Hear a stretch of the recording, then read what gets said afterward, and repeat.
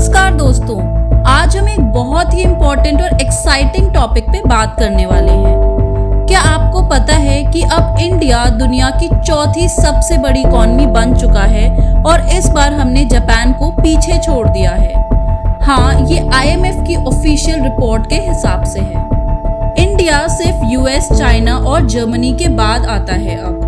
तो आज के इस वीडियो में हम जानेंगे कि ये कैसे पॉसिबल हुआ, इसका मतलब क्या है और आगे इंडिया के लिए क्या चैलेंजेस और अपॉर्चुनिटीज हैं। चलिए शुरुआत करते हैं। सबसे पहले बात करते हैं कि इंडिया ने ये माइलस्टोन कैसे अचीव किया।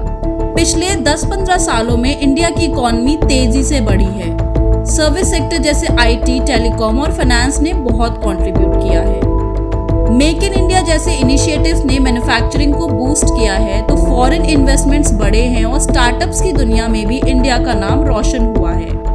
एग्रीकल्चर सेक्टर भी इम्प्रूव हो रहा है और डिजिटलाइजेशन ने रूरल एरियाज तक इकोनॉमी को जोड़ने में मदद की है। बस ये सब मिलके इंडिया की GDP को $4.18 ट्रिलियन तक ले आए हैं, जो जापान के $4.18 ट्रिलियन से थोड़ा ज्यादा है। अब ये बात समझना जरूरी है कि 4th लार्जेस्ट इकोनॉमी बनना सिर्फ एक नंबर नहीं है। इसका मतलब है इंडिया की ग्लोबल पावर बढ़ रही है, ट्रेड में, डिप्लोमेसी में और मिलिट्री स्ट्रेंथ में। वर्ल्ड कंट्रीज इंडिया को एक मेजर पार्टनर की तरह देख रही हैं, चाहे वो अमेरिका हो, यूरोप हो या एशिया के दूसरे देश। इंडिया का वॉइस ग्लोबल प्लेटफॉर्म्स जैसे कि G20, ब्रिक्स और UN में और भी पावरफुल हो गया है। जापान एक बहुत ही डेवलप्ड कंट्री है, लेकिन उनकी इकोनॉमी थोड़ी स्टैग्नेंट हो गई है। उनकी पॉपुलेशन डिक्लाइन हो रही है और एजिंग प्रॉब्लम भी है। इंफ्रास्ट्रक्चर और इनोवेशंस में भी प्रॉब्लम्स हैं। वहीं इंडिया में यंग पॉपुलेशन है, डिमांड हाई है और इनोवेशंस तेजी से हो रहे हैं। ये यूथ और इनोवेशन इंडिया को आगे लेके जा रहा है और इसलिए इंडिया ने जापान को पीछे छोड़ दिया। लेकिन दोस्तों, चैलेंजेस भी बहुत हैं। इंफ्रास्ट्रक्चर अभी भी इम्प्रूव करना है, जैसे कि रोड्स, रेलवेज, पावर सप्लाई सब बेटर होना चाहिए। एजुकेशन और स्किल डेवलपमेंट पे भी फोकस करना पड़ेगा ताकि यूथ प्रोडक्टिव बन सके। हेल्थ केयर सिस्टम को भी स्ट्रॉन्ग करना होगा, स्पेशली रूरल एरियाज में। और सबसे बड़ा चैलेंज है एम्प्लॉयमेंट।